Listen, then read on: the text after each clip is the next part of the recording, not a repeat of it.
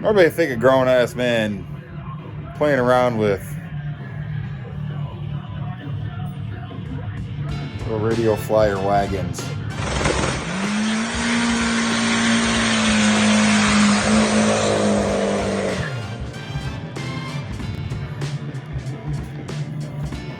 Hey, what's up, guys? Jared here, Slow Ass Racing. We're starting on something kind of neat. Eric asked me to do a little project for him, and I got it started today. It's just kind of funny because you don't nobody think a grown-ass man playing around with little radio flyer wagons. I'll bring you in here to take a look at this thing.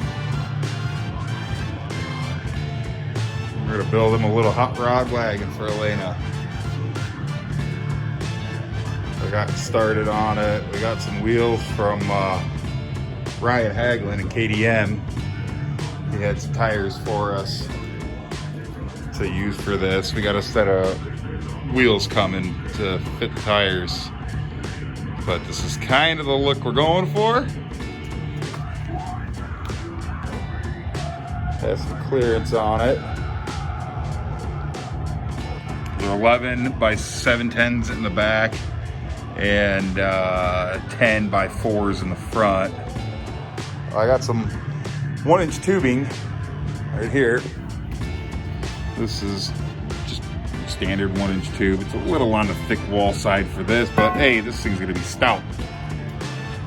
So there's a couple options to do with steering on these things. You can go the tried and true and do the pivot method, which is cool, but you got to have that swing. Like here, the whole axle pivots around. So we opted to do tie rod ends and spindles. So just the tires will move. So I took some 1/8-inch plate and cut open or cut out some little brackets for some spindles. These might be a little on the big side, but you know what? Hey, we can overbuild this thing a little bit. So, but yeah, a little built-in tie rod arms here. I'm gonna drill them. We got some little Heim joints, and those are gonna connect. We're gonna do a tube here, another tube here. I'm gonna notch each end. These are gonna get notched. I'm gonna notch each end of the tube, and we're gonna put little standoffs or little uprights. And I'm still unsure whether we're gonna put a little, you know, just a little English on the old tire. Throw a little stance in it. It might actually turn a little bit easier, you know, but I don't know. This isn't a go-kart. I've seen a lot of these being made as go-karts. This is not a go-kart. This is a pull-behind wagon. It's gonna have a handle, and you know, the whole rigidity and structure thing, it's not taking turns real fast.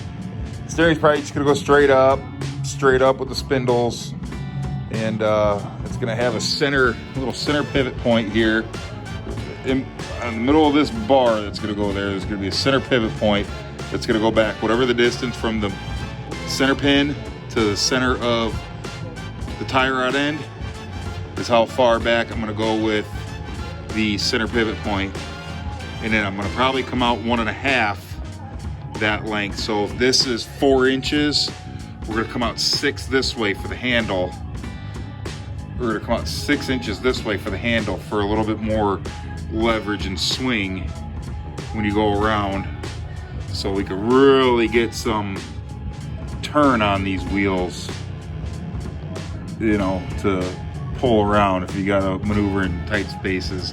You know, these things can get a little heavy when you got a cooler in them, and you know, the little one in the back, and you know, we're just gonna make the rolling resistance on this thing really nice and easy. This is just a mock-up tub for right now. Eric's got a little bit cooler patina looking one, and we're gonna use that. But I mean, I could use this. This is, you know, old school radio flyer, man. It's legit. And there's a even older something or another. I don't know, maybe a Sears or Montgomery Ward or something like that. It's got the old round nose. Ryan hooked me up with both of these. Basically, just kind of get them out of my garage and do something with them type of deal. So we're, this thing's gonna be neat. It's gonna be cool. I'm not going all crazy like some of these guys and putting little, you know, zoomy headers sticking out of it. Take a weed whacker motor, stick it up front. Guys, it's not a car. It's a radio flyer wagon.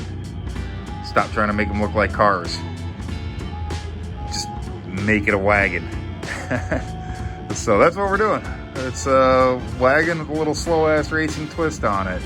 I just figured I'd introduce this thing and you know, kind of stick around for the build. I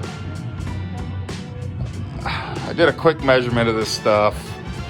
Did a quick measurement of the tubing, and I thought it was 1 inch. It's actually 1 1/16 inches. So I've got my, sorry, don't mind the mess on the bench. This is the spindle bender hammer. So I got my little tube notcher, but I bought a 1 inch notch and hole saw for it, and it's 1 1/16 inches. So I just ordered another one to have the right size notcher. So we'll notch up these tubes and get these things all welded up. Next time you see this thing, it'll have a chassis and little spindles. We're gonna do back here. So same thing. You come down here. And them tubes right there, this one and this one, that's gonna have a bar going across, notched in there. And if you notice where that sits, where the center of that's gonna be, it's gonna be pretty close. I think we're gonna put like about a 1 inch drop spindle on this side too. A little plate. We're gonna go a little plate right here, go up, and then have our little axle bolt come out, and that way I can space this wheel out however far out I need it. So, but I need wheels first. We're gonna get some wheels for this thing, and it's gonna be a cool little deal. So I got something special in mind for inside of here. So we'll get that all sorted out. But yeah, here's the general idea. So stick around, guys. This is gonna be pretty cool. So I just wanted to introduce you to the first slow ass radio flyer. Maybe a few more. I've got that one, and I've got this other tub that's, you know, back there. So might make a couple of them, sell one, hang on to one, who knows. But gonna be a fun project. Stick around. Don't forget to like and subscribe.